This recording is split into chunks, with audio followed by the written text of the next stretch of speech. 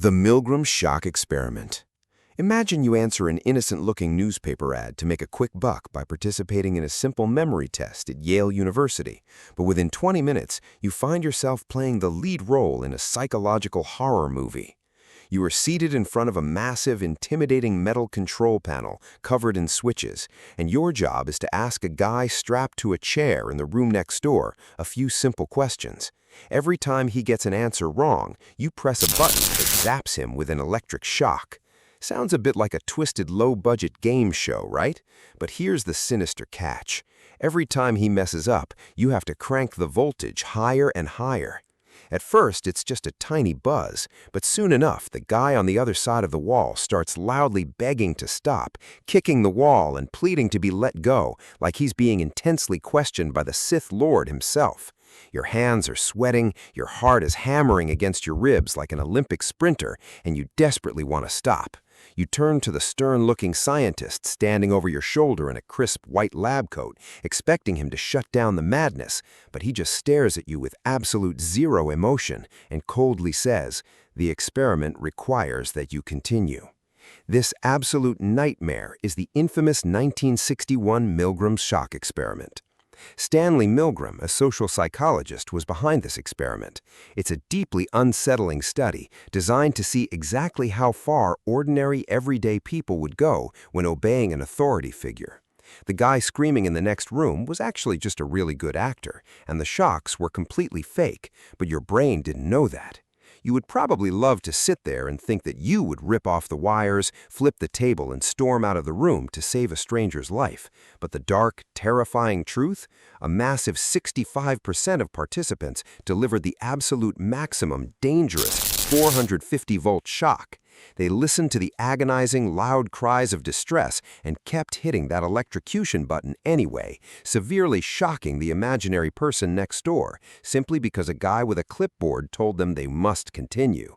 It basically proved that human beings are wired to follow orders so blindly that we would essentially become mindless enforcers just to avoid an awkward social confrontation with a guy wearing a uniform. The Stanford prison experiment. Picture this. You're just a regular college kid enjoying your summer break, minding your own business, when suddenly a literal police cruiser rolls up to your front door.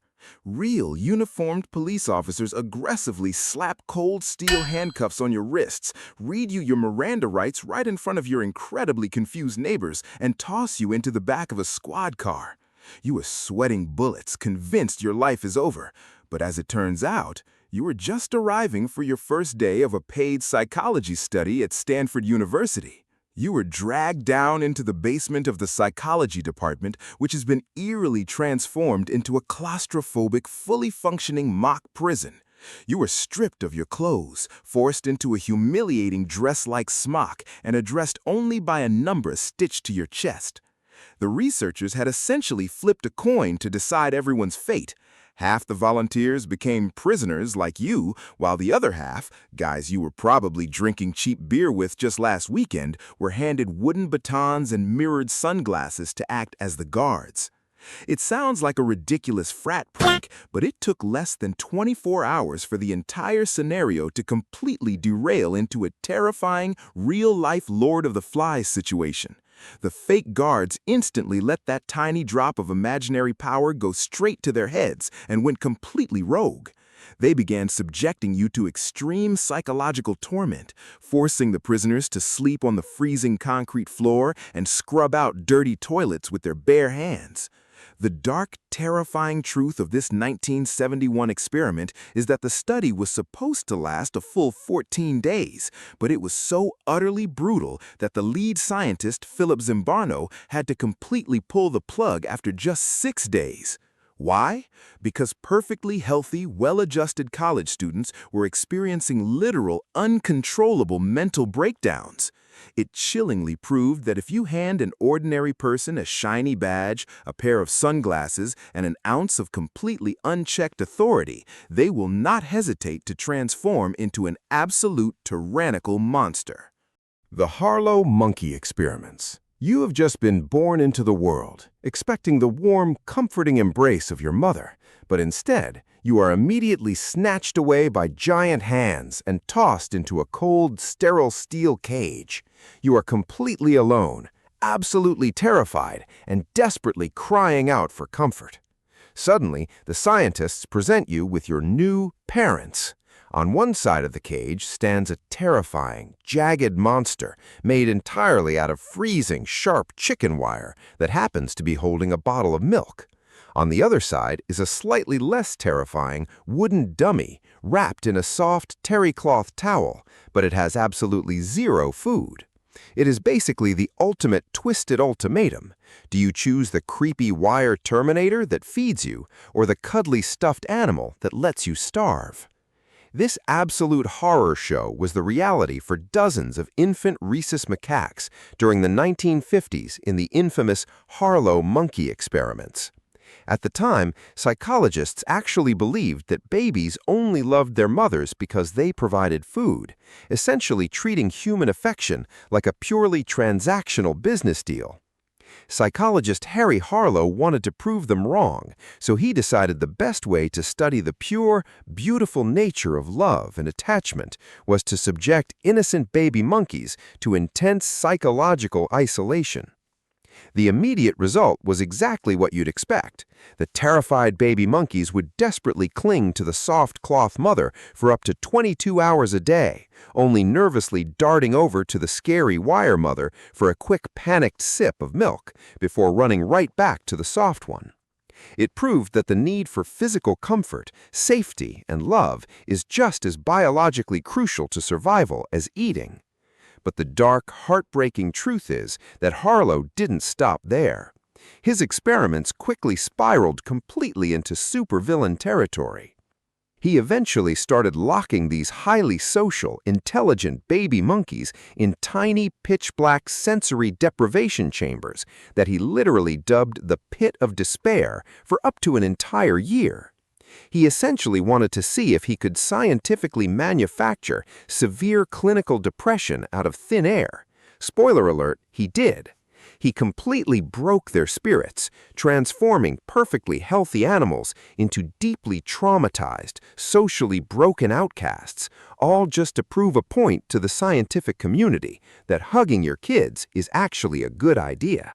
The third wave experiment. You're a typical high school student in the late 1960s, sitting in your history class learning about the darkest events of World War II. You raise your hand and ask a perfectly reasonable question. How on earth could the ordinary citizens of Germany just sit back, watch these historic tragedies happen, and claim they had no idea? Your teacher, instead of giving you a long-winded lecture, simply smiles and says, "Let's do an experiment to find out." What started as a simple, innocent-looking 5-day exercise quickly morphed into an absolute psychological nightmare known as the third wave experiment. The teacher, Ron Jones, started by enforcing incredibly strict, military-style discipline in the classroom, demanding perfect posture and forcing everyone to stand up and address him as Mr. Jones before speaking. Within just 2 days, the students weren't just obeying, they were absolutely loving it. They formed a tight-knit, highly exclusive club called the Third Wave, complete with their own secret handshakes and customized ID cards. But by the third day, the experiment completely derailed into real-life Lord of the Flies territory. The students essentially formed their own secret police force, eagerly snitching on their classmates and even violently intimidating kids in other grades to join their group. The terrifying truth?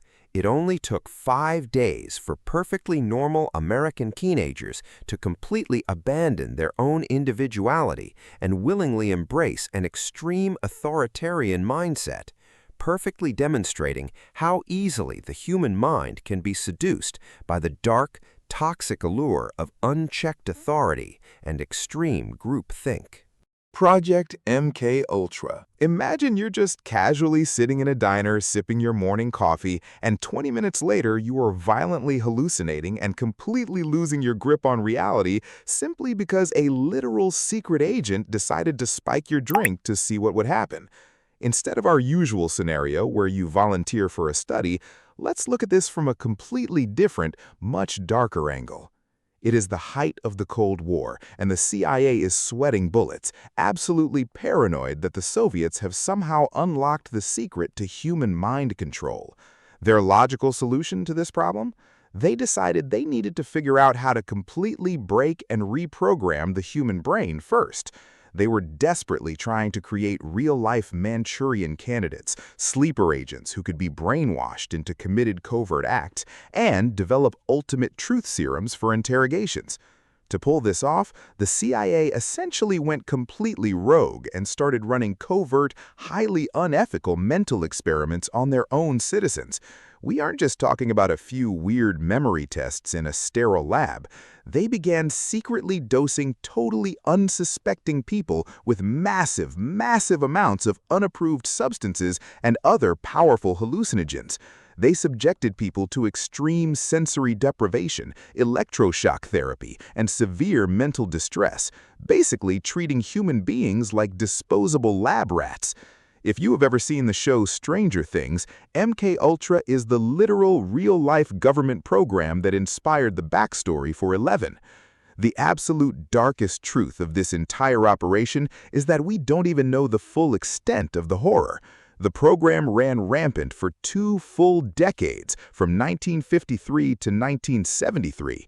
When the government finally realized they were about to get caught, the CIA director panicked and ordered the immediate destruction of almost every single MKUltra file. What little we do know today only comes from a tiny handful of financial records that were accidentally left behind in a different building, meaning the most gruesome, terrifying experiments of this forbidden project are likely lost to history forever.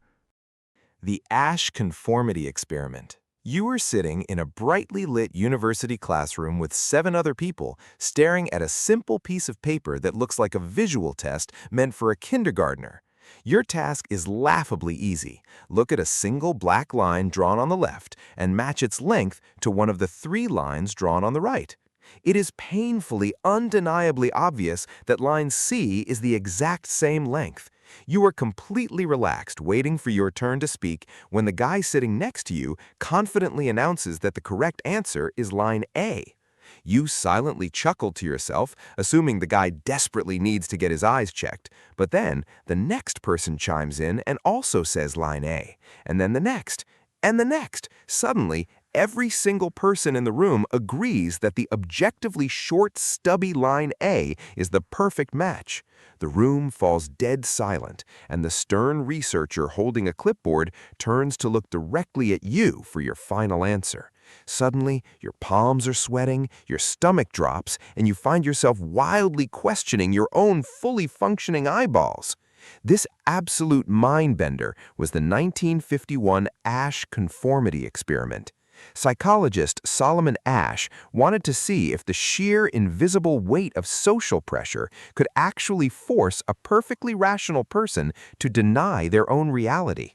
What you didn't know in that room is that every other student sitting beside you was a paid actor, specifically instructed to give the most ridiculous, glaringly incorrect answers possible, just to see if you would crack. You would probably love to believe that you would proudly stand your ground, trust your own vision, and call the rest of the room crazy. But the dark, deeply unsettling truth, a staggering 75% of participants completely caved to the peer pressure at least once. They entirely abandoned basic logic, ignored what was right in front of their faces, and confidently gave the blatantly wrong answer just to avoid the agonizing awkwardness of being the odd one out. It proved a terrifying point. Human beings are so fundamentally terrified of social rejection that we would rather be completely, undeniably wrong with the crowd than be perfectly right all by ourselves.